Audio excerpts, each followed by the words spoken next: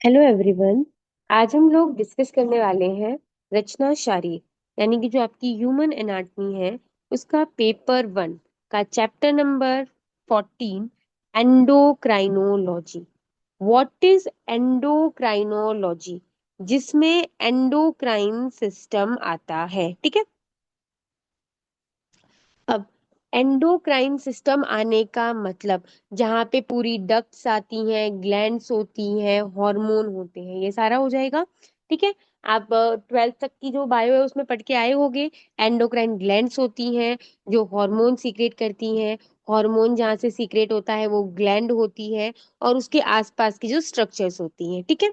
उसके अलावा कौन कौन सी एंडोक्राइन ग्लैंड होती हैं, तो वो थायराइड होती है। ठीक है। पिट्यूटरी होती है, पैराथायराइड होती है, थाइमस है, पीनियल है, सुप्रारीनल जिसको बोलते हैं एड्रीनल ग्लैंड ये है। तो इसके बारे में हम आज डिस्कस करेंगे। ठीक है। ये क्या करते हैं, जितने भी सारे हार्मोन होते हैं ये रिलीज होते हैं। ये मेटाबॉलिज्म में आपके काम करेंगे, ग्रोथ में काम करते हैं, रिप्रोडक्शन में काम करते हैं। आपकी जितनी भी डे नाइट साइकिल चल रही है, जितना भी आपके मूड स्विंग्स एक टाइप का हो रहा है, जितने भी बॉडी में चेंजेस हो रहे हैं, वो सारे यही रेगुलेट करते हैं। और देन हम हिस्टोलॉजी देखेंगे कि किस कैसे कैसे ये ग्लैंड जो है वो बनती है। अब यहाँ से आपके एग्जाम में MCQ, short answer, long answer आने के वेरी वेरी चांसेस है। कोई भी एक ग्लैंड उठ के आ जाती है कि इस ग्लैंड को डिस्क्राइब करो, इस ग्लैंड की एनाटॉमी डिस्क्राइब करो, तो ये इंपॉर्टेंट टॉपिक हो जाता है। सबसे पहले हम बात करते हैं ऊपर ब्रेन से। ठीक है। अब अगर हम ऊपर ब्रेन से बात करेंगे तो सबसे पहले वहां पे ऊपर होती है पिट्यूटरी ग्लैंड।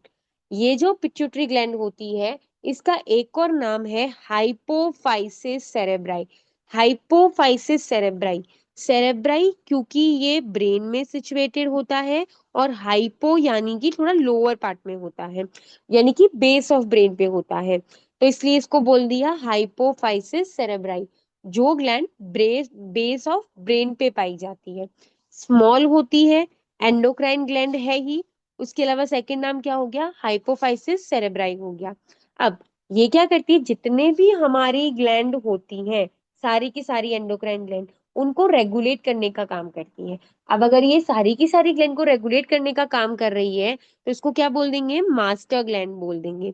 तो मास्टर ग्लैंड बोलते हैं cause it regulate the activity of most other endocrine gland through its hormone। उसके अलावा ये कहाँ है, आपका एक बनता है HP, और देन आगे जो भी आपका पढ़ोगे एड्रिनल एक्सिस, जब एड्रिनल पे काम करेगा, ओवेरी पे काम करेगा तो HPO एक्सिस हो जाएगा इस तरीके से। तो हाइपोथैलेमस देन पिट्यूटरी, हाइपोथैलेमस से हार्मोन सीक्रेट होता है, वो पिट्यूटरी पे काम करता है, पिट्यूटरी से हार्मोन सीक्रेट कराता है, और वो फर्दर एंडोक्राइन काम करती है। तो ये किससे रिलेटेड हुई, हाइपोथैलेमस से रिलेटेड होती है। और क्या बनाती है, hypothalamo pituitary axis. This is very very important, जितने भी बॉडी में हार्मोनल सिस्टम काम करता है उसके लिए ये हाइपोथैलेमो पिट्यूटरी एक्सिस मेन इंपॉर्टेंट होता है। ये क्या करेगा, नर्वस और एंडोक्राइन कंट्रोल करता है बॉडी का। ठीक है। अब देखो, हम सबसे पहले पढ़ रहे थे हाइपोफाइसिस सेरेब्राई यानी कि जो हमारी पिट्यूटरी ग्लैंड है उसके बारे में पढ़ रहे थे। तो एनाटमी स्ट्रक्चर पढ़ने से पहले हमें उसकी लोकेशन पता होनी चाहिए। हमने देखा था बेस ऑफ ब्रेन में है, लेकिन बेस ऑफ ब्रेन में भी वो पाई जाती है सेला टर्सिका।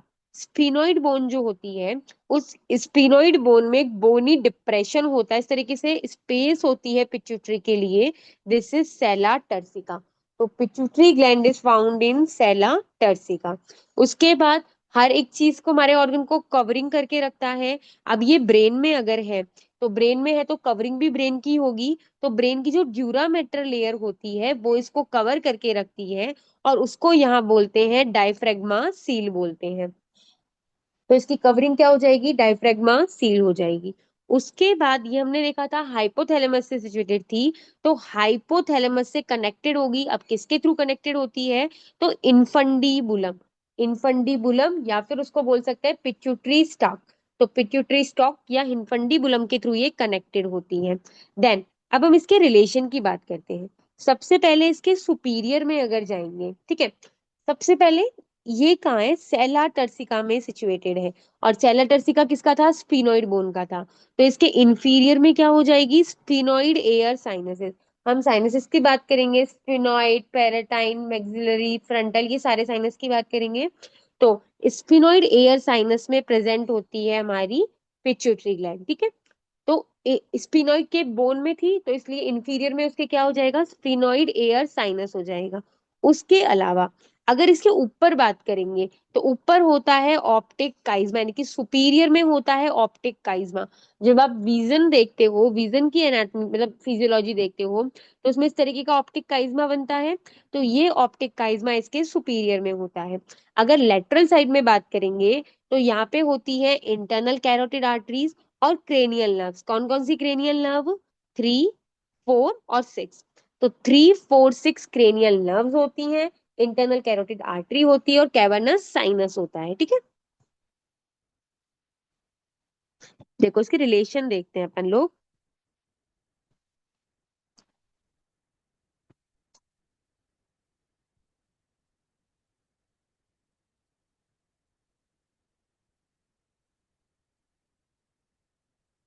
ये देखो, सबसे पहले ये हाइपोथैलेमस वाला रीजन हुआ, ठीक है। अगर ये हाइपोथैलेमस वाला रीजन हुआ, तो किससे जुड़ी हुई होती है वो, ट्रैक से जुड़ी हुई होती है। उसके बाद अगर बात करेंगे, ये हो गई पिट्यूटरी, ठीक है, ये पिट्यूटरी हो जाएगी। उसके अलावा अगर बात करेंगे, ये इसके ऊपर देखो, ये इसके ऊपर आ रहा है ऑप्टिक काइज्मा। तो ऑप्टिक काइज्मा ऊपर आएगा और नीचे हमने देखा था स्पिनोइड बोन का साइनस आएगा, ठीक है।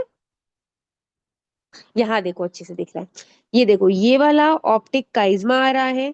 उसके अलावा ये तो आपका एडिनो हाइपोफाइसिस और न्यूरो हाइपोफाइसिस हो जाएगा, पोस्टीरियर और एंटीरियर जो हम पढ़ेंगे आगे उसके बाद, ठीक है। नेक्स्ट, अब इसकी एनाटॉमी। पहले हमने लोकेशन देख ली, सेला टर्सिका में थी। इसकी शेप देखेंगे, ओवल शेप की होती है। डायमीटर देखेंगे, तो 1 सेंटीमीटर ये लंबा होता है और 1.3 सेंटीमीटर ये चौड़ी होती है। तो 1 × 1.3 हो जाएगा। वेट इसका होता है 0.5 ग्राम। अब इसके जो पार्ट होते हैं, टू होते हैं, एक एंटीरियर पार्ट और एक पोस्टीरियर पार्ट। जो एंटीरियर पार्ट होता है, दिस इज एडिनो हाइपोफाइसिस। और पोस्टीरियर पार्ट अगर होगा, तो उसको बोल देंगे न्यूरो हाइपोफाइसिस, ठीक है। तो एडिनो हाइपोफाइसिस और न्यूरो हाइपोफाइसिस। अब जो एंटीरियर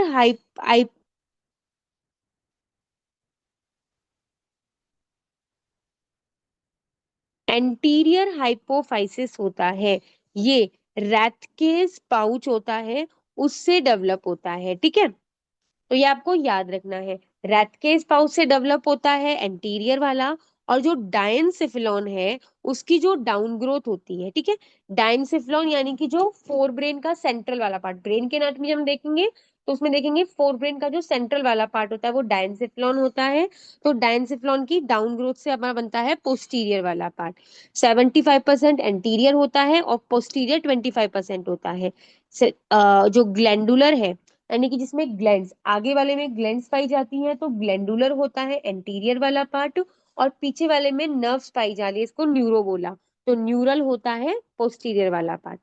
उसके अलावा जो एडिनो हाइपोफाइसिस है, एंटीरियर लोब है, उसको भी 3 पार्ट में डिवाइड किया गया है। सबसे पहले डिस्टेलिस, इंटरमीडिया, देन ट्यूबरेलिस। तो ये 3 पार्ट है। पास डिस्टेलिस जो मेन सिक्रेशन कर रहा है, एंटीरियर में क्या थी, ग्लैंडुलर था, ग्लैंड्स पाई जा रही थी। तो पास डिस्टेलिस जो ग्लैंड्स होंगी तो सिक्रेशन करेगा, तो डिस्टेलिस वाला ग्लैंड सिक्रेशन करता है। इंटरमीडिया ये ह्यूमन में रूडियामेंट्री होता है, ह्यूमन में इसका कोई रोल नहीं है, ठीक है। ट्यूबरैलिस जो इनफंडिबुलम हमने देखा था हाइपोथैलेमस से कनेक्ट हो रहा था, तो ये हाइपोथैलेमस के से कनेक्शन जो इनफंडिबुलम है, उसके अराउंड इस तरीके से रैप करके रहता है। कौन सा पास, ट्यूबरैलिस। देन पोस्टीरियर देखा था, उसमें दो है, वही एक इनफेंडिबुलर वाला होगा, इनफंडिबुलर स्टेम। और एक होता है पार्स नर्वोसा। पार्स नर्वोसा जो इनफंडिबुलम के साइड में पाया जाएगा। तो एडिनो हाइपोफाइसिस की हिस्टोलॉजी देखें तो हमने क्या देखा था, ग्लैंडुलर ओरिजिन थी। तो ग्लैंडुलर ओरिजिन थी, तो यहाँ पे कॉर्ड, साइनस, इस तरीके से साइनस पाए जाते हैं। उसके अलावा अब ग्लैंड्स अगर हैं तो ये क्रोमोफिल यानी कि एसिडोफिल बेसोफिल को सीक्रेट करती हैं, और क्रोमोफोर्ब्स इसमें होते हैं, ठीक है, तो उनको सीक्रेट करती है। न्यूरो हाइपोफाइसिस, यहाँ पे नर्व फाइबर्स थे, ग्लियल सेल्स थी, कैपिलरीज थी, तो ये जो भी हार्मोन प्रोड्यूस होता है उसको स्टोर करती है। मतलब हाइपोथैलेमस प्रोड्यूस करता है, उसको स्टोर करने का काम करता है न्यूरो वाला। तो एडिनो खुद अपने हार्मोन बनाता है, और न्यूरो जो होता है वो हाइपोथैलेमस से अपने हार्मोन लेता है। ब्लड सप्लाई देखेंगे तो हाइपोफाइसिस से कनेक्टेड है तो हाइपोफाइजियल आर्टरी हो जाएगी। फिर हमने देखा था साइड में कैरोटिड का कनेक्शन था, तो इंटरनल कैरोटिड आर्टरी सप्लाई कर देगी। तो मतलब इंटरनल कैरोटिड आर्टरी से निकलती है हाइपोफाइजियल आर्टरी, वो इसको सप्लाई करती है, ठीक है। पोर्टल देखेंगे तो कौन सा हो जाएगा, हाइपोथैलेमो हाइपोफाइजियल पोर्टल सिस्टम। उसके अलावा वेनस हो जाएगा इनटू कैवर्नस साइनस। तो कैवर्नस साइनस जो होता है उसमें क्या कर देता है, वेन ड्रेनस कर देता है। कैवर्नस साइनस जो होता है वो सेला टर्सिका के दोनों साइड प्रेजेंट है, ठीक है। देखो, सबसे पहले हमने देखा ये ऊपर वाला रीजन हाइपोथैलेमस। हाइपोथैलेमस से ये कनेक्टेड होता है इन्फंडीबुलम के थ्रू पिट्यूटरी ग्लैंड। तो हाइपोथैलेमस इन्फंडीबुलम के थ्रू पिट्यूटरी ग्लैंड कनेक्टेड है। टू पार्ट होते हैं इसके, ये एंटीरियर वाला पार्ट हो जाएगा और ये पोस्टीरियर वाला पार्ट हो जाएगा। एंटीरियर वाला जो पार्ट होता है वो ग्लैंडुलर होता है, और पोस्टीरियर वाला जो पार्ट होता है वो न्यूरल होता है, ठीक है। पोस्टीरियर में जो है हाइपोथैलेमस से क्या होते हैं, हार्मोन आते हैं और वो यहाँ स्टोर होते हैं, जबकि एंटीरियर के हार्मोन यहाँ खुद एक्सक्रीट होते हैं उससे बनके, ठीक है। हाइपोथैलेमस से स्टिमुलेशन मिलते हैं और वो रिलीज करवाती है हार्मोन का।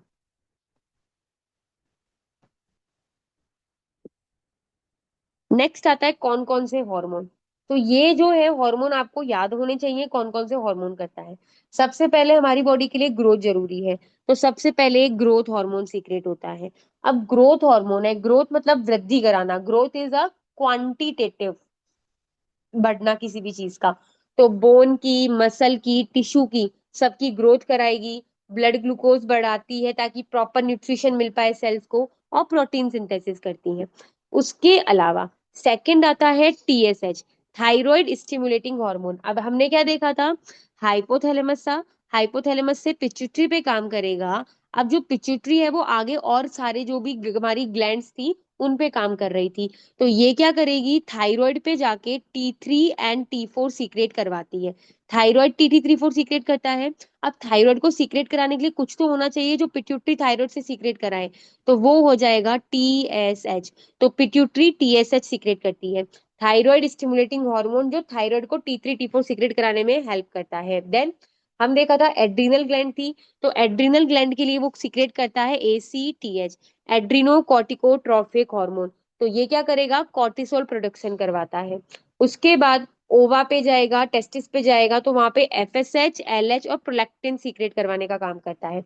FSH is follicular stimulating hormone. Follicular stimulating hormone अगर है तो यानी कि फॉलिकल को ग्रोथ करवा रहा है, फॉलिकल का डेवलपमेंट कराता है, और मेल में स्पर्मेटोजेनेसिस करवाता है, ठीक है, स्पर्म का फॉर्मेशन कराता है। ल्यूटिनाइजिंग है, तो फीमेल में जो पूरा ओव्यूलेशन होता है, कॉर्पस ल्यूटियम बनता है, मेल में टेस्टोस्टेरोन बनता है, वो सारा LH की वजह से होता है, ल्यूटिनाइजिंग हार्मोन की वजह से होता है। तो ये दोनों गोनेट्स पे काम करते हैं। Then prolactin, prolactin is a milk secreting hormone. तो प्रोलैक्टिन पे काम करेगा और ये मिल्क सिक्रेशन कराता है चाइल्ड बर्थ के बाद। देन मिलेनोसाइट हम पढ़ेंगे, मिलानिन पिगमेंट सिक्रेट होता है। तो ये क्या करता है, मिलेनोसाइट स्टिमुलेटिंग हार्मोन करता है, जो स्किन पे करता है। अब हमने देखा था पार्स इंटरमीडिया, इसका जो पार्ट था वो ह्यूमन में रूडियामेंट्री था, तो ये मिलेनोसाइट जो होता है पार्स इंटरमीडिया से सीक्रेट होता है, ऐसा बोलते हैं। तो कौन कौन से हार्मोन हुए, सबसे पहले जो है ग्रोथ हार्मोन हो जाएगा, थायराइड पे काम करने के लिए TSH करवा देगी, एड्रिनल पे काम करने के लिए ACTH करवा देगी, ओवरीज और गोनेट्स पे काम करने के लिए FSH LH और प्रोलैक्टिन करवा देगी, और मिलानोसाइट करवा देगी कलरेशन के लिए। ये तो थे एंटीरियर पिट्यूटरी के हार्मोन, ठीक है। 7 hormone from anterior pituitary. Then हमारा 2 हार्मोन फॉर पोस्टीरियर पिट्यूटरी, ठीक है। एक होगा ADH वैसोप्रेसिन, ये सारे हाइपोथैलेमस में सीक्रेट होते हैं और उसके बाद वहां पे स्टोर होते हैं पोस्टीरियर पिट्यूटरी में। तो एडीएच हो जाएगा vasopressin, anti diuretic hormone. Anti diuretic, anti मतलब अगेंस्ट, डाईयूरेटिक यानी कि जो यूरिन को पास आउट नहीं होने दे रहा है। तो एंटी डायूरेटिक हार्मोन जो यूरिन को पास आउट नहीं होने दे रहा है, यूरिन से क्या निकल रहा है, वाटर, तो वाटर के रीअब्जॉर्प्शन को बढ़ा रहा है, कहाँ से, किडनी से। उसके अलावा वेजो कॉन्स्ट्रिक्शन करेगा तो बीपी मेंटेन करने का काम करता है। इस जो हार्मोन है एडीएच वो कहाँ से आता है, सुप्रा ऑप्टिक न्यूक्लियस। तो हाइपोथैलेमस से सीक्रेट होता है, हाइपोथैलेमस पढ़ेंगे उसमें देखेंगे सुप्रा ऑप्टिक न्यूक्लियस वहां से सीक्रेट होता है। Next oxytocin. ऑक्सीटोसिन जो होता है वो सीक्रेट होता है पैरावेंट्रिकुलर न्यूक्लियस से। पैरावेंट्रिकुलर से न्यूक्लियस जो होता है वो थर्ड वेंट्रिकल जो हम देखेंगे उसके बाहर होता है। ये यूट्राइन कॉन्ट्रैक्शन कराता है। तो ऑक्सीटोसिन के काम होते हैं यूट्राइन को कॉन्ट्रैक्ट करवाना और मिल्क इजेक्शन रिफ्लेक्स देना। तो मिल्क इजेक्शन रिफ्लेक्स देना और यूट्राइन कॉन्ट्रैक्शन करवाना। अब यहाँ पे होता क्या है, यहाँ पे फीडबैक भी चलेगी कि बहुत ज्यादा हार्मोन सीक्रेट हो जाएगा तो बॉडी में एक्सेस हो जाती है, तो इसलिए फीडबैक चलती है। तो नेगेटिव फीडबैक लूप चलता है। मान लो बॉडी में थायराइड ज्यादा सीक्रेट कर रहा है T3 T4। अगर T3 T4 ज्यादा सीक्रेट हो रहा है तो क्या होगा, रेस्पॉन्स जाएगा ब्रेन पे कि हमें T3 T4 नहीं चाहिए। T3 T4 को स्टिमुलेट कौन करवा रहा था, TSH। तो ये TSH को क्या कर देगी, इनिबिट कर देगी पिट्यूटरी। तो पिट्यूटरी से टीएसएच आएगा नहीं तो थायराइड एक्टिविटी कंट्रोल हो जाती है। इस तरीके से नेगेटिव मैकेनिज्म चलता है।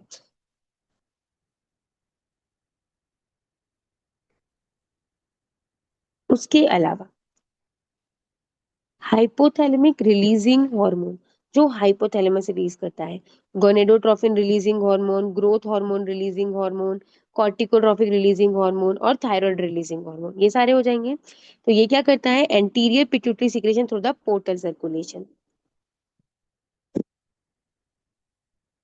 नेक्स्ट, अब देखो ये क्या कर रहा था, ग्रोथ हार्मोन सीक्रेट करा रहा था।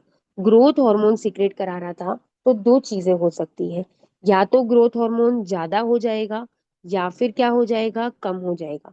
अगर ज्यादा होगा तो वो क्या करेगा, गिगेंटिज्म और एक्रोमेगैली करता है। दो चीजें होती हैं, गिगेंटिज्म और एक्रोमेगैली। तो जो गिगेंटिज्म होता है वो बिफोर प्यूबर्टी होता है, बिफोर एपिफाइजियल क्लोजर। प्यूबर्टी के बाद एपिफाइजियल प्लेट बंद हो जाती है, तो बिफोर एपिफाइजियल क्लोजर जो होता है गिगेंटिज्म होता है। तो इसमें पूरी बॉडी लंबी होती है। Excessive linear growth, toll stator देखने को मिलेगा, यानी कि जो गिगेंटिज्म होता है उसमें पूरी बॉडी लंबी देखने को मिलेगी। जैसे खली है ना, उसकी पूरी बॉडी बहुत ज्यादा लंबी है, तो वो गिगेंटिज्म का हो गया। सेकंड आता है एक्रोमिगैली। एक्रोमिगैली में क्या होगा, आफ्टर एपिफाइजियल क्लोजर ग्रोथ हार्मोन बढ़ता है, तो बॉडी तो लंबी नहीं हो सकती क्योंकि एपिफाइजिस की वजह से ग्रोथ होती है वो बंद हो गई है। तो यहाँ पे जो एक्सट्रीमिटीज है वो एनलार्ज करती है, हाथ लंबे हो गए, टंग लंबी हो गई, पैर लंबे हो गए, ये सारी चीजें। तो हैंड, फीट, जॉ, स्किन वगैरह ये लंबी होती है। सेकंड क्या हो सकता है कि ग्रोथ हार्मोन कम सीक्रेट हो रहा है। ग्रोथ हार्मोन्स कम सीक्रेट होगा तो वो कैसा हो जाएगा, छोटा रह जाएगा, ड्वार्फिज्म हो जाता है। ठीक है, तो स्टंटेड ग्रोथ होती है लेकिन नॉर्मेंटल फंक्शन उसके नॉर्मल होते हैं। उसके अलावा नेक्स्ट ये क्या कर रहा था, ग्रोथ हार्मोन कर रहा था, उसके अलावा प्रोलैक्टिन सीक्रेट कर रहा था। अगर प्रोलैक्टिन क्या कर रहा था, मिल्क बना रहा था। ठीक है, प्रोलैक्टिन मिल्क बना रहा था, लेकिन वो मिल्क हमें कब जरूरत है, आफ्टर प्रेगनेंसी जरूरत है, आफ्टर बेबी की डिलीवरी जरूरत है। अब हाइपर प्रोलैक्टिनेमिया हो गया, प्रोलैक्टिन बहुत ज्यादा हो गया, बहुत ज्यादा प्रोलैक्टिन होगा तो स्टार्टिंग फेज में ही क्या होने लग जाएगा, मिल्क बनने लग जाएगा, तो गैलेक्टोरिया हो जाता है और मेल फीमेल में इनफर्टिलिटी कॉज कर सकता है। और फीमेल में मेंस्ट्रुअल इरेगुलरिटी भी आ जाती है। क्यों, क्योंकि प्रोलैक्टिन ज्यादा होगा तो ये एस्ट्रोजन प्रोजेस्टेरॉन को प्रॉपर फंक्शन नहीं करने देगा और उसकी वजह से रेगुलरिटी आती है। देन हमने देखा था ये क्या कर रहा था, एड्रिनोकॉर्टिकोट्रोफिक रिलीजिंग हार्मोन बढ़ा रहा था। तो उसको क्या कर रहा है, अगर ये ज्यादा कर दे रहा है, एड्रिनोकॉर्टिकोट्रोफिक रिलीजिंग हार्मोन ज्यादा हो जाएगा, एड्रिनोकॉर्टिकोट्रोफिक हार्मोन ज्यादा हो जाएगा तो ये क्या कर रहा था, कॉर्टिसोल सिक्रेशन करा रहा था। कॉर्टिसोल बढ़ता है, कॉर्टिसोल अगर बढ़ता है तो उसकी वजह से कशिंग डिजीज देखने को मिलती है, ओबेसिटी, मून फेस और हाइपरटेंशन देखने को मिलती है। ये रीनल के डिसऑर्डर होता है एक तरीके से। ठीक है, इसका भी हो सकता है। देन पिट्यूटरी पे से सारे हार्मोन ही कम हो गए हैं, तो पूरा एंड, अब देखो, पिट्यूटरी पूरा एंडोक्राइन सिस्टम को बैलेंस करने का काम कर रही है। अब मानो पिट्यूटरी पे से पूरा ही हार्मोन खत्म हो गए हैं, तो पूरा की पूरा एंडोक्राइन सिस्टम फेल हो जाएगा, लिथार्जी देखने को मिलेगी और हाइपोटेंशन देखने को मिलेगी। नेक्स्ट आते हैं पोस्टीरियर पिट्यूटरी पे। तो पोस्टीरियर पिट्यूटरी में था एडीएच। अब एडीएच की दो कंडीशन हो सकती है, या तो वो कम हो गया या फिर वो ज्यादा हो गया। एडीएच क्या कर रहा था, एंटी डायूरेटिक हार्मोन, यूरिन को पास आउट ज्यादा होने से रोक रहा था। अगर ये कम हो गया तो यूरिन बहुत ज्यादा पास आउट होगा। अब यूरिन बहुत ज्यादा कब पास आउट होगा, डायबिटीज में, लेकिन मेलाइटिस की कोई पैथोलॉजी है नहीं, तो डायबिटीज इंसिपिडस। तो डायबिटीज इंसिपिडस की एक ही पैथोलॉजी होती है, एडीएच कम हो जाता है, उसकी वजह से यूरिन आउटपुट बहुत ज्यादा हो जाता है। अगर बहुत ज्यादा यूरिन पास आउट करेगा तो उसे प्यास लगती है, थ्रस्ट और डिहाइड्रेशन देखने को मिलता है। सेकंड, एडीएच बढ़ भी सकता है। एडीएच बढ़ेगा तो वाटर इकट्ठा हो जाएगा, वाटर इकट्ठा हो जाएगा तो वहां पे सोडियम की कमी आने लगेगी, तो हाइपोनेट्रीमिया देखने को मिलेगा। ये होता है CR, SIADH, syndrome of in appropriate ADH secretion. इसको एमसीक्यू में पूछ सकते हैं, SIADH सिंड्रोम।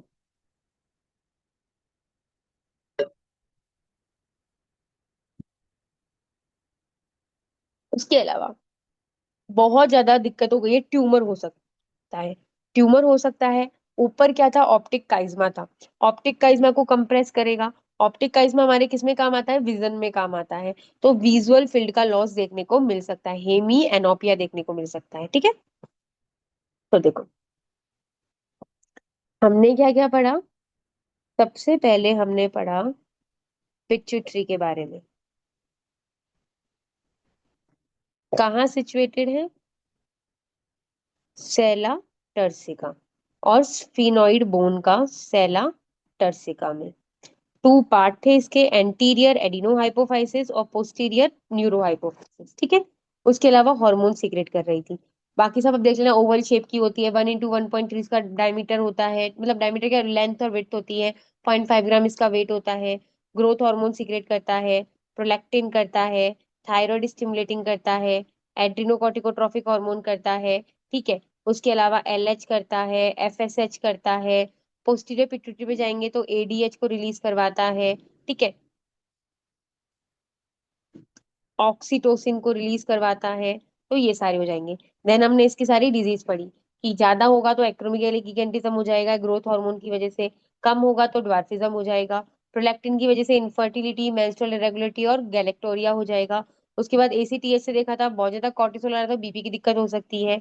उसके अलावा हमने एडीएच का देखा था, डायबिटीज इंसिपिडस और SIADH सिंड्रोम हो सकता है। ठीक है, और ट्यूमर हो सकता है। सेकंड आते हैं थायराइड या parathyroid gland, thyroid and parathyroid gland. तो किस तरीके से होता है, ये इस तरीके से एच शेप का होता है।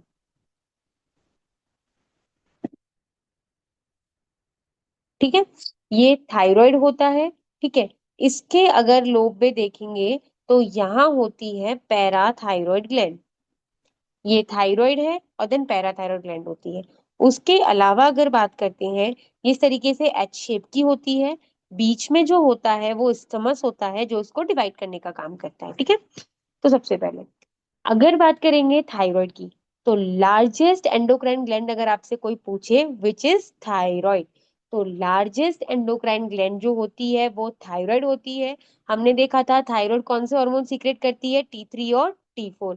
रेगुलेट कौन करता है इसको, TSH, जो पिट्यूटरी से सीक्रेट होता है। उसके अलावा ये जो थायराइड है लार्जेस्ट है, लार्जेस्ट है तो ये बॉडी का हमारा अच्छा अच्छा काम करेगी, सोचो, मेटाबॉलिज्म का काम हो गया, ग्रोथ का काम हो गया, डेवलपमेंट का काम हो गया, और कैल्सिटोनिन जो कैल्शियम बैलेंस करता है, बोन की ग्रोथ के लिए कैल्शियम इंपॉर्टेंट होता है, तो मेटाबॉलिज्म, ग्रोथ, डेवलपमेंट, कैल्सिटोनिन, इन सब का ये काम करती है। एच शेप या बटरफ्लाई शेप की होती है, हमने भी बात करी थी, डिस्कस किया था शेप। दो लोब होते हैं तो बाई लोब्ड होती है, वेस्क्यूलर होती है हाईली। ठीक है, और क्या होती है, एंटीरियर जो नेक है, अपना जो नेक का आगे वाला पोर्शन है, वहां ये सिचुएटेड होती है लोअर नेक पे। तो एंटीरियर साइड में होती है, लोअर नेक पे होती है, ट्रैकिया के आगे होती है। और कौन सी, ट्रैकिया की 2 to 4 जो ट्रैकियल रिंग होती है उनके आगे होती है। देखो, ये थायराइड मिल रहा है और ये ट्रैकिया है, तो ट्रैकिया के आगे देखने को मिलती है। उसके अलावा ये कहाँ जाती है, थायराइड कार्टिलेज से स्टार्ट होती है, फिफ्थ और सिक्स्थ ट्रैकियल रिंग तक जाती है। तो थायराइड कार्टिलेज से स्टार्ट होके fifth to six tracheal ring तक जाती है। हमने देखा था जो पिट्यूटरी थी उसका वेट 0.5 ग्राम था। ये लार्जेस्ट है, वेट भी ज्यादा होगा। तो 25 to 30 ग्राम इसका वेट होता है। और वेस्कुलर थी, ब्लड सप्लाई बहुत अच्छी होती है। तो कलर कैसा हो जाएगा, रेडिश ब्राउन हो जाएगा। फिर हमने बात करी थी टू लोब होते हैं। तो राइट लोब, लेफ्ट लोब और बीच का पोर्शन क्या हो जाएगा, इस्थमस। तो यही हो गया। इसको राइट लोब मान लो, इसको लेफ्ट लोब मान लो, और ये वाला पोर्शन क्या हो जाएगा, इस्थमस हो जाएगा। कभी कभी एक पिरामिडल लोब भी देखने को मिलती है। यानी कि देखो इस तरीके का है ये। यहां से अगर कोई लोब आ गई है एक्स्ट्रा, ठीक है, तो प्रोजेक्शन आ गया इस्थमस या वन लोब, तो वो क्या हो जाएगी, पिरामिडल लोब होती है। ये ओकेजनली होती है। अब इसके आगे अगर हम देखें, पीछे की हमने बात करते हैं पहले। हमने देखा था ट्रेकिया के आगे ये होती है, तो इसके पीछे क्या हो जाएगा, ट्रेकिया। ट्रेकिया है तो उसके बाद ईसोफेगस भी होगा उसके पीछे। ठीक है। फिर हमने देखा था इसमें पैराथायरॉयड ग्लैंड होती है, तो वो भी इसके पीछे होती है, तो पैराथायरॉयड ग्लैंड ऐसे पोस्टीरियर पोल में उसके होती है। पैराथायरॉयड ग्लैंड हो जाएगी। देन रिकरेंट लेरिंजियल नर्व होती है। तब कुछ कुछ रिलेशन याद रख लेना, ठीक है। फिर हम देखेंगे एंटीरियर। तो एंटीरियर में तो मसल्स होंगी। तो स्टर्नोहायोइड मसल, स्टर्नोथायरॉयड मसल, स्किन और फेशिया होती है। डायरेक्ट हम ये फील कर सकते हैं, तो स्किन ही है होगी आगे, तो स्किन, फेशिया और स्टर्नोहायोइड और स्टर्नोथायरॉयड मसल्स होती है। लेटरल में हम जाते तो साइड में हमारी क्या होती है, कैरोटिड आर्टरी, जो आप मन्निया पढ़ते हो उम्र में। तो कैरोटिड आर्टरीज होती है, इंटरनल जुगुलर वेन होती है। तो वो इसके लेटरल में हो जाएगी। सुपीरियर क्या आता है, लैरिंग्स आती है और हायोइड आता है। तो थायरोहायोइड मेम्ब्रेन और लैरिंग सुपीरियर में आएगी। इंफीरियर में ट्रैकिया और भी नीचे तक जाएगा। तो ट्रैकिया और पैराट्रैकियल लिम्फ नोड यहाँ पे होता है इंफीरियर में। टू कवरिंग होती है। एक ट्रू कवरिंग होती है जो फाइब्रस होती है, पूरी ग्लैंड को कवर करके रखती है। फॉल्स। अब इसके पीछे क्या है, ट्रैकिया। अगर इसके पीछे ट्रैकिया, तो ट्रैकिया भी एक कवरिंग बना सकता है। तो ट्रैकिया का मतलब फेशिया एक कवरिंग बना सकता है। तो प्री ट्रैकियल फेशिया से कवरिंग डिवाइड ड्राइव होती है, वो होती है फॉल्स कैप्सूल। ठीक है। तो between these two capsule parathyroid gland और वेसल्स यहाँ पे होते हैं। तो मान लो इस तरीके से ये ग्लैंड थी, यहाँ पे एक ये कवरिंग थी, ट्रू कैप्सूल, फॉल्स कैप्सूल। इन दोनों, ये ट्रू कैप्सूल हो गया, ये फॉल्स कैप्सूल हो गया। यहाँ बीच में पैराथायरॉयड पाया जाता है। अब ब्लड सप्लाई करेंगे। थायराइड है तो ब्लड सप्लाई कर देगा thyroid artery, superior thyroid artery और इंफीरियर थायराइड आर्टरी। ठीक है। उसके अलावा कभी कभी थायराइड ईमा आर्टरी भी करता है। अब आप आर्टरी की ब्रांचेस देखोगे, तो एक्सटर्नल कैरोटिड की ब्रांच होती है सुपीरियर थायराइड, और थायरो सर्वाइकल जो ट्रंक होता है उसकी ब्रांच होती है इंफीरियर थायराइड। वेनस ड्रेनेज है तो थायराइड वेन, सुपीरियर, मिडिल और इंफीरियर थायराइड वेन, इतना ही याद रख लो। ड्रेन का करेगी, पास में जुगलर आ रही थी ना लेटरल में, तो जुगलर में ड्रेन कर देगी, या फिर ब्रेकियोसेफेलिक वेन में ड्रेन कर देगी। लिम्फ है, लैरिंग्स था ऊपर, तो प्री लैरिंगियल हो जाएगा, लिम्फ ड्रेनेज वहां कर देगी। ट्रैकियल पे कर देगी, प्री ट्रैकियल, और डीप सर्वाइकल लिम्फ नोड पे कर देगी। तो प्री लैरिंजियल, प्री ट्रैकियल और डीप सर्वाइकल लिम्फ नोड पे ये ड्रेनेज कर सकती है। सप्लाई देखेंगे, तो सिंपैथेटिक और पैरासिम्पैथेटिक। तो सिंपैथेटिक कौन करेगा, वेसोमोटर नर्व करती है, और पैरासिम्पैथेटिक वेगस करता है। और ये क्या करता है, कंट्रोल कौन करेगा, हार्मोन को टीएसएच करता है। ठीक है। वेगस नर्व 10 वाली ब्रांच जो होती है, 10th नर्व जो होती है आपकी वेगस होती है। होल बॉडी में ये सप्लाई करती है। देन अगर इसकी हिस्टोलॉजी देखेंगे कि उसकी ओरिजिन कहाँ से होती है, तो ये जो फॉलिकल्स होते हैं वो क्यूबॉइडल एपिथेलियम के बने हुए होते हैं। क्यूबॉइडल एपिथेलियम की इस पे कवरिंग होती है। और इसमें कोलोइड होता है, मींस थायरोग्लोबुलिन होता है। और इन सी सेल्स के बीच में पैरा फॉलिकुलर सेल्स पाई जाती है, फॉलिकल के बीच में, जो कैल्सिटोनिन सिक्रेट करती है। तो हमने क्या देखा, सबसे पहले मान लो ये थायराइड था, ठीक है।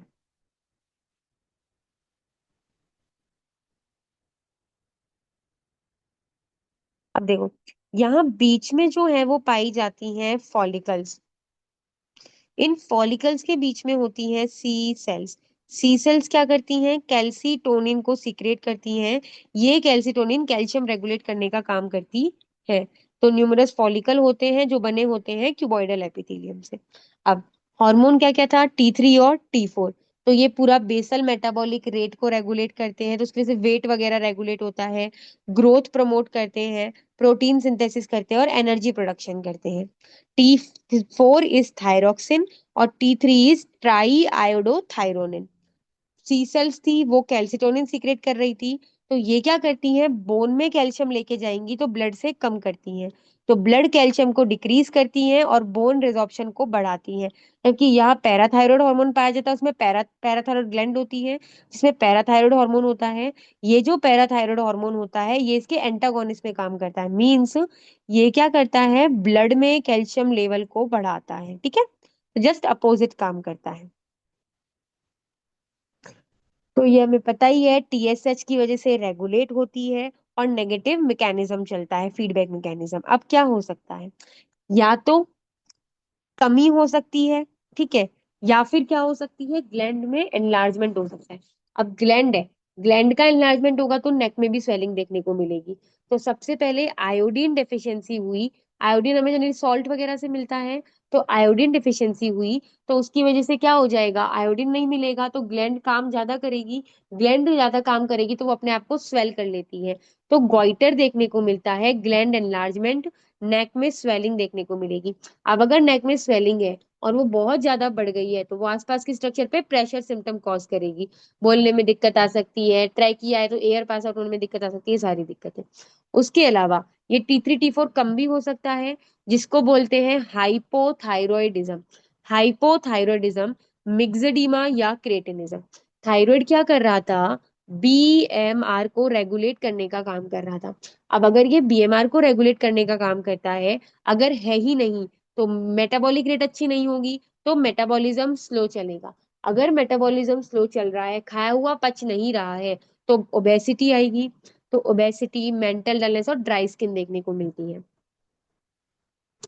जस्ट इसके अपोजिट हो सकता है हाइपर ग्रेव्स डिजीज।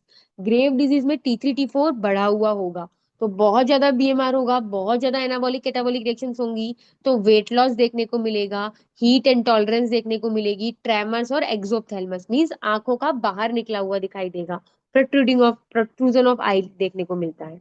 उसके अलावा ग्लैंड का इन्फ्लामेशन हो सकता है, तो थायरॉइडाइटिस हो सकता है, तो इन्फ्लामेशन के साइन सिम्टम आएंगे, पेन, फीवर, टेंडरनेस वगैरह, ठीक है। उसके अलावा कैंसर हो सकता है, कार्सिनोमा हो सकता है, ठीक है। कार्सिनोमा होगी तो एक फर्म टाइट सा मास देखने को मिलेगा। और अगर हमने मान लो थायराइड रिमूव किया, कैंसर था हमारे थायराइड में, थायराइड रिमूव किया, तो कॉम्प्लिकेशन आ सकती है कि पैराथायराइड भी रिमूव हो गया। पैराथायराइड रिमूव होगा, पैराथायराइड क्या करता है, ब्लड में कैल्शियम को मेंटेन करता है। अब ब्लड में कैल्शियम होगा नहीं तो हाइपोकैल्सीमिया देखने को मिलेगा, उसकी वजह से मसल स्पाज्म और टिटनी देखने को यहाँ पे मिलता है। तो ये हुआ आपका थायराइड की बात, ठीक है। बटरफ्लाई शेप और एच शेप ये हमारी ग्लैंड थी। उसके अलावा T3 T4 ये सीक्रेट कर रही थी। इस्टेमस वाला पार्ट था, राइट लोब था और लेफ्ट लोब था। कभी कभी एक पिरामिडल देखने को मिल रहा था। फिर हमने देखा बढ़ा हुआ होगा तो ग्रेव डिजीज मिल सकती है, कम होगा तो क्रेटिनिज्म और मिक्सेडिमा देखने को मिल सकता है, गॉइटर देखने को मिल सकता है आयोडीन डिफिशियंसी से, कैंसर देखने को मिल सकता है और इन्फ्लामेशन देखने को मिल सकती है। रेगुलेट कौन करता है, टीएसएच। मैकेनिज्म कैसा चलता है, निगेटिव मैकेनिज्म, जो किसके थ्रू चलता है, हाइपोथैलेमस पिट्यूटरी के थ्रू चलता है, ओके।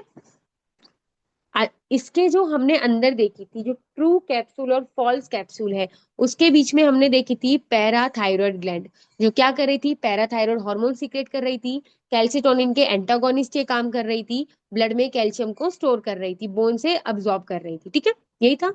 तो लोकेशन क्या है, posterior surface of thyroid gland. चार होती हैं, दो ऊपर हो जाएंगी और दो नीचे हो जाएंगी, क्योंकि दो लोब है, एक एक लोब में एक एक होता है, ऊपर और नीचे। तो चार होती हैं, पैराथायरॉयड हार्मोन सीक्रेट करती हैं, जो कैल्शियम के साथ साथ फॉस्फेट मेटाबॉलिज्म का भी काम करता है। तो न्यूरोमस्कुलर एक्साइटेबिलिटी हो गई, बोन रिमॉडलिंग हो गई, इस सब में ये हमारा हेल्प करता है। अब सुपीरियर है, सुपीरियर अगर होगी तो वो क्रिकॉइड कार्टिलेज के लेवल पे होती है। इंफीरियर जो होती है वो कभी कभी थाइमस के अंदर भी हो सकती है और थायराइड ग्लैंड के लोअर पोल पे होती है। अगर इसकी साइज देखें, ये इतना इंपॉर्टेंट नहीं, ठीक है, नाम याद रखना, बस चार होते हैं। नेक्स्ट, साइज देखेंगे तो 4 to 6 mm लंबी होती है और 2 to 4 mm वाइड होती है। कलर कैसा होता है, येलोइश ब्राउन कलर होता है। उसके अलावा ग्लैंड होगी तो कैप्सूल होगा, कवरिंग होगी। तो एक थिन कैप्सूल होता है। अब इसके सराउंड में क्या थी, सी सेल्स देखने को मिल रही थी। तो ये जो कैप्सूल बनाएगा वो कौन बनाता है, चीफ सेल्स और ऑक्सिफिल सेल्स बनाती है। ठीक है। चीफ सेल्स और ऑक्सिफिल सेल्स जो होती है पैराथायरॉयड हार्मोन की, वो ये कैप्सूल बनाती है। चीफ सेल होगा तो वो पैराथायरॉयड हार्मोन को सीक्रेट करती है, और ऑक्सिफिल ये इनएक्टिव होती है। ठीक है। और सी सेल्स हमारी किसमें थी, थायराइड में थी। सप्लाई है तो थायराइड आर्टरी कर देगी, तो इंफीरियर कर देगी, कभी कभी सुपीरियर भी कर सकती है। वेन कहाँ पे जाएगा, थायराइड के अंदर है तो थायराइड वेन में जाएगा। और थायराइड कहाँ करती है, जुगुलर वेन में ड्रेन करती है। लिम्फ है तो डीप सर्वाइकल लिम्फ नोड कर देगा। और सप्लाई है तो सर्वाइकल गैंग्लिया करता है, सिंपैथेटिक फाइबर आते हैं सर्वाइकल गैंग्लिया से, वो सप्लाई करते हैं। हार्मोन हमने देखा था पैराथायरॉयड हार्मोन। पैराथायरॉयड हार्मोन क्या करता है, ब्लड में कैल्शियम बढ़ाता है। ब्लड में कैल्शियम कैसे बढ़ाएगा, बोन में कैल्शियम होता है तो बोन से कैल्शियम को रिलीज करवा रहा है। तो बोन रिजॉर्प्शन करवा रहा है, उसको स्टिमुलेट करवा रहा है। ठीक है। बोन से कैल्शियम को रिलीज करवा रहा है, या फिर इंटेस्टाइन से रिलीज करवा रहा है विटामिन डी के थ्रू। विटामिन डी से एक्टिवेट होता है ये, तो विटामिन डी के थ्रू एक्टिवेट करवा रहा है। उसके अलावा किडनी के थ्रू अब्जॉर्प्शन बढ़ा रहा है। ठीक है। किडनी के थ्रू अब्जॉर्प्शन कर रहा है और फॉस्फेट का एक्सक्रीशन कर रहा है, तो उसकी वजह से ब्लड में बढ़ेगा, किडनी ब्लड में ड्रेन करती है। पेंटागोनिस जो उसके अपोजिट काम करता है वो क्या था, कैल्सिटोनिन था। अब दो चीजें हो सकती है, हाइपर और हाइपो। कम कब होगा, कम तो तभी होगा जब हम थायराइड की सर्जरी कर रहे थे और हमने एक्सीडेंटली ये रिमूव कर दिया। ठीक है। या फिर डैमेज हो गई ग्लैंड। ब्लड में कैल्शियम कम होगा, ब्लड में कैल्शियम नहीं होगा तो टिटनी, स्पाज्म, ये सारी चीजें देखने को मिलेंगी। उसके अलावा पैराथायरॉयडिज्म बढ़ गया, जब ट्यूमर होगा तो ही बढ़ेगा। ब्लड में कैल्शियम ज्यादा होगा, बोन से बहुत ज्यादा लेगा तो बोन कैसी हो जाएंगी, वीक होने लग जाती है, तो ऑस्टियोपोरोसिस देखने को मिलता है। तो अगर हाइपर पैराथायरॉयडिज्म होता है तो ऑस्टियोपोरोसिस, बोन में डिजनरेशन देखने को मिलता है। और किडनी भी काम ज्यादा करेगी, किडनी से अब्जॉर्प्शन ले रहा था तो रीनल स्टोन देखने को मिलेंगे। शूडो हाइपो पैराथायरॉयडिज्म हो सकता है।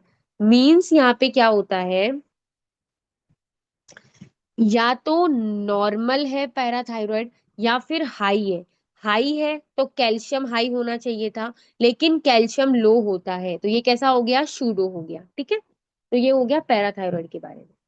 नेक्स्ट आता है थाइमस, जो आपके मीडिया स्टर्नम वाला रीजन है, स्टर्नम वाला रीजन है, उसमें सिचुएटेड है। तो ये क्या हुई, थाइमस हो गई। ठीक है। It is a primary lymphoid organ, endocrine भी है और लिम्फॉइड भी है। लिम्फॉइड ऑर्गन यानी कि जो लिम्फ सीक्रेट कर,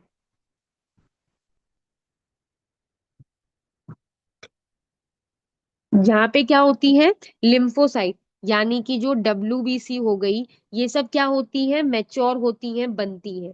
तो इस थाइमस में बनती है, तो इसलिए लिम्फॉइड भी होता है और एंडोक्राइन भी होता है, दोनों काम होते हैं। लिम्फॉइड भी है और एंडोक्राइन भी है, कौन, थाइमस। ये क्या होता है, अब WBC बना रहा है, लिम्फोसाइट्स बना रहा है, तो ये डेवलपमेंट ऑफ इम्यून सिस्टम करेगा। और पार्टिकुलरली थाइमस किसका करता है, टी सेल्स का। तो टी से टी याद हो जाएगा, टी सेल्स का मैचुरेशन करता है, इम्यून सिस्टम को डेवलप करता है। उसके अलावा जो बच्चे होते हैं उसमें थाइमस बड़ा होता है, धीरे धीरे रिग्रेस हो जाता है प्यूबर्टी के बाद, और बाद में ये फैट और कनेक्टिव टिश्यू से रिप्लेस हो जाता है। तो थाइमस जो है पहले बड़ा होता है, बाद में रिग्रेस हो जाता है। ठीक है। टाइप उसका होगा लिम्फोइड भी और एपिथेलियल भी, तो लिम्फो एपिथेलियल ग्लैंड होता है। एंडोक्राइन भी है, हार्मोन भी सीक्रेट करेगा, कौन सा हार्मोन हो जाएगा, थाइमस हार्मोन हो जाएगा। और लिम्फ नोड भी करेगा, तो इम्यूनोलॉजिकल भी फंक्शन ये करता है। लोकेशन अगर इसकी देखेंगे तो वो होता है सुपीरियर और एंटीरियर मीडिया स्टर्नम, देखा था बीच वाले पोर्शन में था, तो एंटीरियर और सुपीरियर मीडिया स्टर्नम में होता है। जो स्टर्नाई है उसके पीछे होता है, और पेरिकार्डियम के आगे होता है। मींस जो आपका ये स्टर्नम देखेंगे, उसका जो आगे वाला रीजन है, फर्स्ट रीजन है मेनुब्रियम स्टर्नाई। तो मेनुब्रियम स्टर्नाई के तो ये पीछे होता है। ठीक है। सबसे पहले स्टर्नम होगा, उसके पीछे थाइमस होगा, और देन क्या होगा, आपका हार्ट की कवरिंग होगी, तो पेरिकार्डियम होता है। ठीक है। और कहाँ से जाता है, थायराइड के लोअर से स्टार्ट हो रहा था और फोर्थ कॉस्टल कार्टिलेज पे जाता है। तो थायराइड के लोअर बॉर्डर से स्टार्ट होके फोर्थ कॉस्टल कार्टिलेज पे जाता है। हमने देखा था ये प्यूबर्टी पे रिग्रेस हो रही थी, तो 10 to 15 ग्राम इसका बर्थ पे वेट होता है। देन धीरे धीरे ये बढ़ती है, 30 to 40 प्यूबर्टी पे होता है, और बाद में अडल्ट में ये रिग्रेस 5 to 15 रह जाता है। ठीक है। कलर कैसा होगा? पिंकिश इन चिल्ड्रन, और रिग्रेस हो रही है तो ग्रेइश येलो होगा अडल्ट में। क्यों होगा येलो? क्योंकि फैट एक्यूमुलेट होता है वहां पे, इसलिए। आपको मेनली लोकेशन तो पता होनी ही चाहिए, और कौन सा हार्मोन सीक्रेट कर रहा है वो तो पता होना ही चाहिए हर एक ग्लैंड का। तो आप क्या करना ना, एक टेबल बना लेना। जैसे ये ग्लैंड हो गई, इसकी लोकेशन हो गई विद कोई नंबरिंग है तो उसके साथ, और यहाँ पे उसके क्या कर लेना, हार्मोन लिख लेना। ठीक है। और फिर उसके कोई पार्ट वगैरह तो वो भी आप लिख सकते हो। अब ये बाइलोब्ड यानी कि दो लोब होते हैं। फ्लैट स्ट्रक्चर होती है, जैसा जैसा कैसे क्या होता है, थायराइड होता है वैसी सी बटरफ्लाई शेप की ये स्ट्रक्चर होती है। उसके अलावा राइट और लेफ्ट लोब होती हैं, जो कनेक्टेड होते हैं एरियोलर टिश्यू से। फिर आगे हम देखेंगे एंटीरियर में क्या था, मेनुब्रियम स्टर्नाई। तो एंटीरियर सरफेस पे स्टर्नम होती है, स्टर्नो हायोइड और थायराइड मसल होती है। पोस्टीरियर में क्या था, पेरिकार्डियम थी, ग्रेट वेसल्स, तो ये इसके पोस्टीरियर में हो जाएंगी। कवरिंग होगी तो फाइब्रस कैप्सूल से ये कवर करके रखती है। उसके अलावा जो है यहाँ पे लोब्यूल्स होते हैं, कॉर्टेक्स होता है, और मेड्यूला वाला रीजन होता है।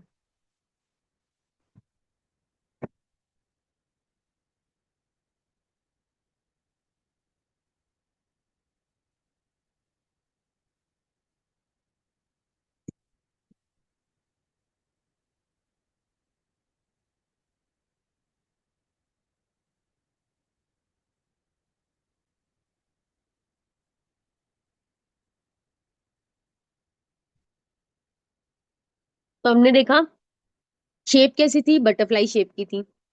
सबसे पहले कैप्सूल कवरिंग होती है, देन लोब्यूल होते हैं, तो ये लोब्यूल हो जाएंगे।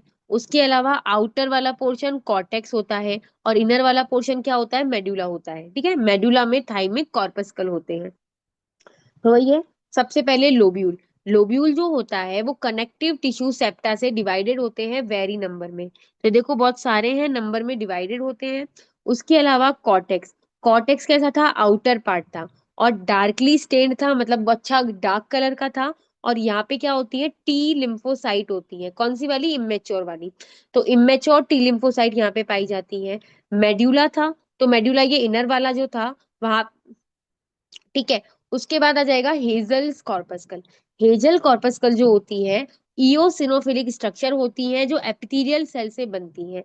तो एक हेजल कॉर्पस्कल पाया जाता है। तो यहाँ पे क्या हुआ, लोब्यूल्स हुआ, कॉर्टेक्स हुआ, और मेड्यूला हुआ, और हेजल्स कॉर्पस्कल। तो ये आप हेजल कॉर्पस्कल याद रखोगे, कहाँ होता है, मेड्यूला वाले रीजन में प्रेजेंट होता है। मेड्यूला वाले रीजन में सेल्स होती हैं, एपिथेलियल सेल्स होती हैं। ठीक है।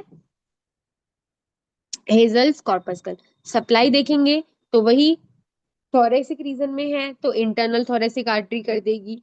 कॉस्टल रीजन भी आता है तो इंटरकॉस्टल आर्टरीज कर देंगी। और थायराइड आएगा तो इंफीरियर थायराइड आर्टरी कर देगी। वेनस ड्रेनेज है तो ब्रेकियस आएगा तो ब्रेकियोसेफेलिक में ड्रेन कर देगी, इंटरनल थोरेसिक में कर देगी, और थायराइड वेन में कर देगी। आपको अगर ब्लड सप्लाई वेनस ड्रेनेज याद नहीं आता है तो आप आसपास की स्ट्रक्चर देखना, और उससे आपकी आर्टरी वेन बन जाती है, और वैसे से ही आपका हो जाएगा। ज्यादा रटने की कोशिश मत करना। ठीक है। अब लिम्फ। लिम्फ अगर है तो वो क्या करेगा, स्टर्नम के पास कर सकता है, तो पार्स स्टर्नल पे कर सकता है, पैरास्टर्नल कर सकता है, ब्रेकियोसेफेलिक में कर सकता है, और ट्रेकियो ब्रेकियल में कर सकता है। नर्व है तो वेगस से होती है और सिंपैथेटिक हो सकती है।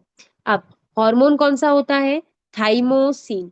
ये जो थाइमोसिन होता है ये क्या करेगा, मेनली यहाँ से क्या सीक्रेट हो रहा है, टी लिम्फोसाइट। तो टी लिम्फोसाइट को मैच्योर करता है और डिफरेंशिएशन करता है।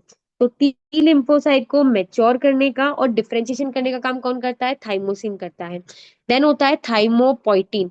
थाइमोपोइटिन क्या करता है, टी सेल के डिफरेंशिएशन का काम करता है। और थाइम्यूलिन और थाइमिक ह्यूमरल फैक्टर, ये रेगुलेट करने का काम करता है एक्टिविटी को। तो थाइमोसिन हुआ, थाइमोपोइटिन हुआ, और थाइम्यूलिन हुआ। ठीक है। फंक्शन।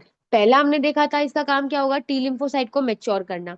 तो टी लिम्फोसाइट को मैच्योर करने का काम करता है। ठीक है। इमेच्योर को मैच्योर में कन्वर्ट करता है।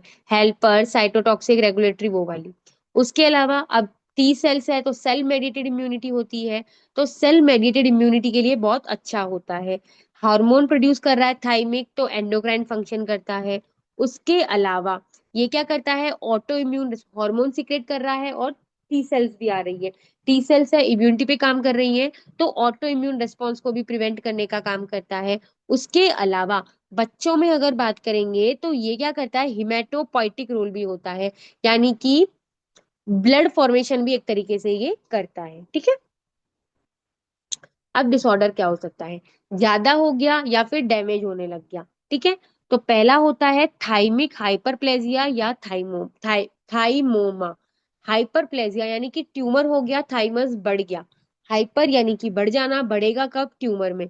बढ़ जाएगा तो आसपास का जो स्ट्रक्चर है, ट्रैकिया हो गई, वेसल्स हो गई, उनको कंप्रेस करने का काम करता है। उसके अलावा इम्यूनिटी कर रहा था टी सेल, सेल मेडिएटेड, तो अगर थाइमस अबनॉर्मलिटी हुई तो auto immune disorder like myasthenia gravis हो सकता है, तो मसल वीकनेस कर सकता है।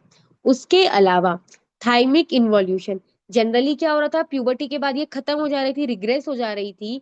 लेकिन अगर बहुत ज्यादा ये जल्दी जल्दी इन्वॉल्यूट हो गई, जल्दी खत्म हो गई, तो इम्यूनिटी क्या हो जाएगी उसकी, वीक हो जाती है, क्योंकि ये इम्यूनिटी प्रोवाइड करने का काम करता है। Next, D George syndrome. D George syndrome में क्या होता है, जो टी सेल इम्यूनिटी है वो बचपन से ही एब्सेंट है, कंजेनाइटली एब्सेंट ऑफ थाइमस होती है। तो डेफिशिएंट टी सेल इम्यूनिटी हो जाएगी, तो उसकी वजह से रिकरेंट इन्फेक्शन देखने को मिलेंगे और हाइपोकैलेमिया देखने को मिलेगा। उसके अलावा थाइमस का रिमूव करते हैं, ठीक है, वो हम कर सकते हैं, थाइमेक्टॉमी कर सकते हैं। उसके अलावा थाइमिक शेडो, कि अगर एक्सरे पे हम देखते हैं तो ये हमें देखने को मिलता है, सॉफ्ट टिश्यू देखने को मिलेगा अगर चेस्ट एक्सरे कराते हैं, और एज के साथ ये धीरे धीरे डिसअपियर हो जाता है। तो बढ़ गया, खत्म हो गया, इन्वॉल्यूशन जल्दी हो गया, डीजॉस सिंड्रोम हो गया, और थाइमेक्टोमी रिमूवल कर दिया। नेक्स्ट आता है pineal gland. Pineal gland epiphysis region में थी, ऊपर वाले रीजन में थी, इसलिए इसको बोला एपिफाइसिस सेरेब्राई। जो पिट्यूटरी थी वो नीचे वाले रीजन में थी, तो उसको बोला हाइपोफाइसिस सेरेब्राई। ठीक है। अब ये जो पीनियल ग्लैंड होती है इसको हाइपोफाइसिस सेरेब्राई बोलते हैं, एंडोक्राइन ग्लैंड होती है, और ब्रेन का जो एपिथैलेमस वाला रीजन होता है वहां होती है। तो ये कहाँ हुई, ब्रेन के एपिथैलेमस वाले रीजन में। इसको थर्ड आई बोलते हैं। क्यों थर्ड आई बोला, आई हमारा क्या कर रहा है, लाइट सेंसिटिव होती है, लाइट को लेने का काम करती है। ये क्या करती है, इनडायरेक्ट लाइट सेंसिटिविटी होती है। मतलब कि रात होती है, रात होगी, एक तरीके से अंधेरा हुआ, तो हमारी बॉडी को अपने आप आता है कि उसे सोना है, बॉडी को रेस्ट चाहिए। दिन में है तो एनर्जी आती है, काम करना है। तो ये इनडायरेक्ट काम करती है, इनडायरेक्टली जो सर्केडियन रिदम है उसको रेगुलेट करने का काम करती है, तो इसलिए इसको थर्ड आई बोलते हैं। ठीक है। तो स्लीप वेक साइकिल को रेगुलेट करती है, और मिलेटोनिन को सीक्रेट करती है ये।